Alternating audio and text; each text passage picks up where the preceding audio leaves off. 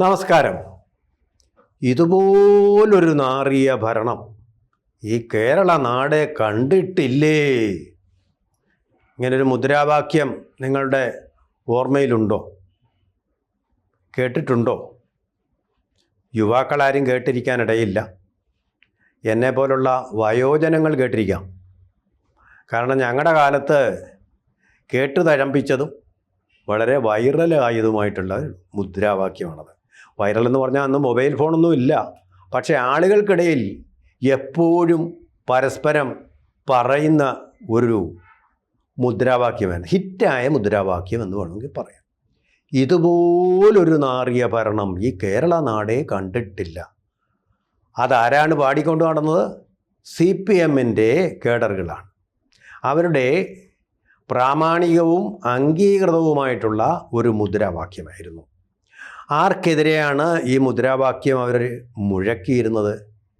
അതായത് CPI-യുടെ നേതാവായിട്ടുള്ള C. അച്യുതമേനോൻ മുഖ്യമന്ത്രിയായിട്ടുള്ള ഗവൺമെൻറ്റിന് എതിരെയാണ് അവർ പാടിക്കൊണ്ടിരുന്നത്. കാര്യമെന്താ? ഏറ്റവും മികവുറ്റ രീതിയിൽ കേരളത്തിൽ ഉറച്ച ഭരണം കാഴ്ചവെച്ച വ്യക്തിയാണ് C. അച്യുതമേനോൻ. ഒട്ടും അധികാരമോഹമില്ലാത്ത അദ്ദേഹം പാർലമെൻറ്റ് അംഗമായിരിക്കെ പാർലമെൻറ്റിൽ നിന്ന് വിളിച്ചു വരുത്തി ഇവിടെ സത്യപ്രതിജ്ഞ ചെയ്യിക്കുകയായിരുന്നു. അന്ന് കോൺഗ്രസിനായിരുന്നു സഭയിൽ ഭൂരിപക്ഷം, CPI ന്യൂനപക്ഷമായിരുന്നു. എന്നിട്ടും CPI-യുടെ അച്യുതമേനോനെ കേരളത്തിൻ്റെ മുഖ്യമന്ത്രിയായിട്ട് നമ്മുടെ ലീഡർ എന്ന പിൽക്കാലത്ത് അറിയപ്പെട്ട K. കരുണാകരൻ അവരോധിക്കുകയായിരുന്നു. ഒരു നല്ല ഐക്യമുന്നണി ഗവൺമെൻറ് കേരളത്തിൻ്റെ വികസന നേട്ടങ്ങളിൽ വലിയ പങ്കുവഹിച്ചുവെന്ന് നല്ല വിവരമുള്ള ഒരു മുഖ്യമന്ത്രി.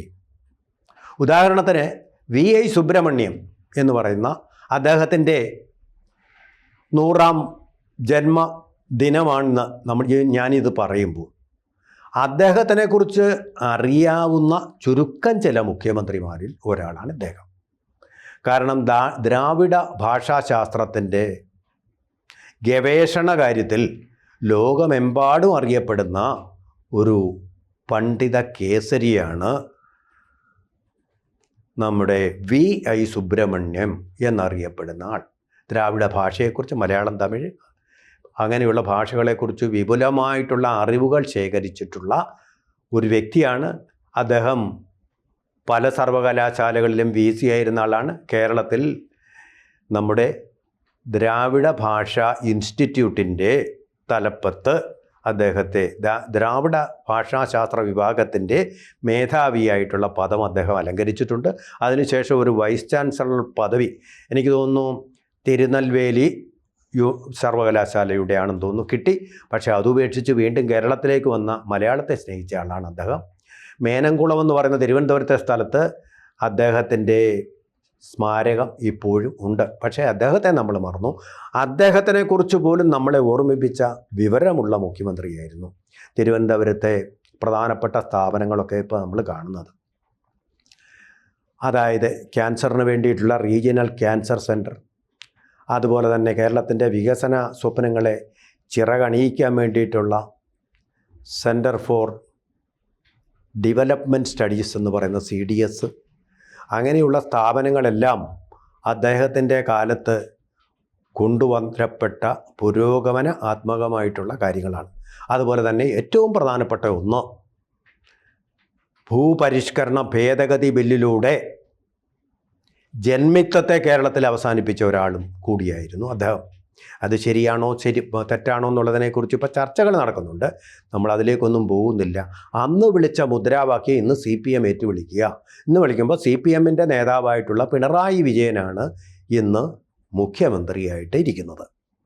എല്ലാം LDF വരും, എല്ലാം ശരിയാകുമെന്ന് പറഞ്ഞ് വന്നിട്ട് ഇപ്പോൾ എല്ലാം കുളമായിരിക്കുന്നു. 10 വർഷം കൊണ്ട് തൊട്ടതെല്ലാം പൊന്നാക്കുമെന്ന് പറഞ്ഞിട്ട് ഇപ്പോൾ തൊട്ടതെല്ലാം അശുദ്ധമാക്കിയിരിക്കുന്ന ഒരന്തരീക്ഷമാണ്. അത് ഏറ്റവും ഒടുവിൽ ബാധിച്ചിരിക്കുന്നത് കേരളത്തിൻ്റെ ക്ഷേമ പെൻഷനുകൾ എങ്ങനെ ജനങ്ങൾ സ്വീകരിക്കുന്നു എന്നറിയാൻ വേണ്ടി നടത്തിയ സർവേക്ക് വേണ്ടി 20 കോടി രൂപ ചെലവിൽ നടത്താൻ ഉദ്ദേശിച്ച ഒരു സർവേ, അതിന് എതിരെ ഹൈക്കോടതിയുടെ വാൾ വീശിയിരിക്കുന്നു ഹൈക്കോടതി. കാരണം ഒരു ഭരണഘടന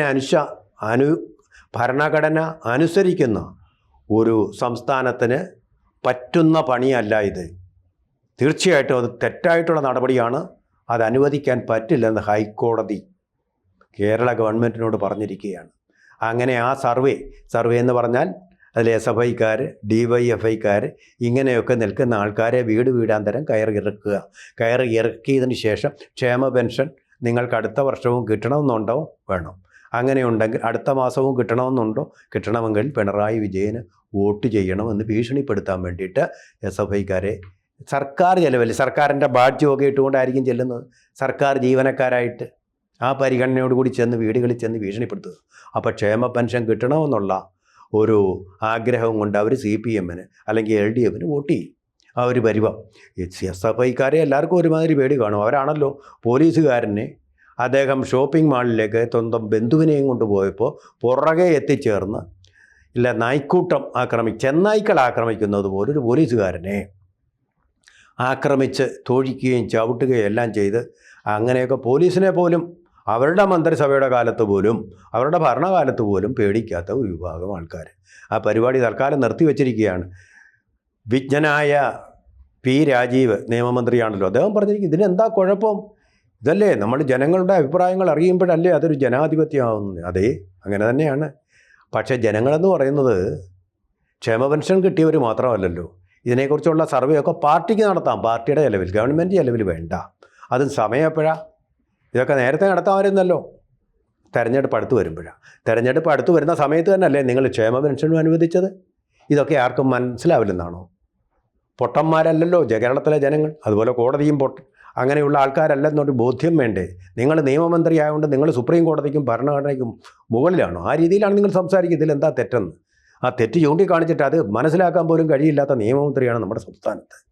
ബാക്കി എല്ലാം അതുപോലെ. ദേവസ്വം മന്ത്രി പറയുന്നത് ഗവൺമെൻറ്റിൻ്റെ ചെലവിലാണ് ആഗോള അയ്യപ്പ സംഗമം നടത്തിയതെന്നാണ് പറയുന്നത്. ഇപ്പോൾ ദേവസ്വം ബോർഡിൻ്റെ പേരിൽ തന്നെ 5 കോടി രൂപയോളം കടമുണ്ട്. അത് തുറന്നു സമ്മതിച്ചു അതിൻ്റെ ദേവസ്വം ബോർഡിൻ്റെ ചെയർമാനായിട്ടുള്ള K. ജയകുമാർ സത്യസന്ധമായിട്ട്. കണക്ക് എങ്ങും എത്തിയിട്ടില്ലെന്നേ. കോടതി പലതവണ ചോദിച്ചിട്ടും ആ കണക്കൊന്ന് ശരിയാക്കാൻ കണക്കറിയാവുന്നവരാരും ഇല്ലേ ഈ ദേവസ്വം ബോർഡിൽ? മനസ്സിലാവുന്നില്ല. കമ്മീഷണറെ മറ്റുദ്യോഗസ്ഥരെ എന്തോ ശമ്പളമാണ് പറ്റുന്നത്.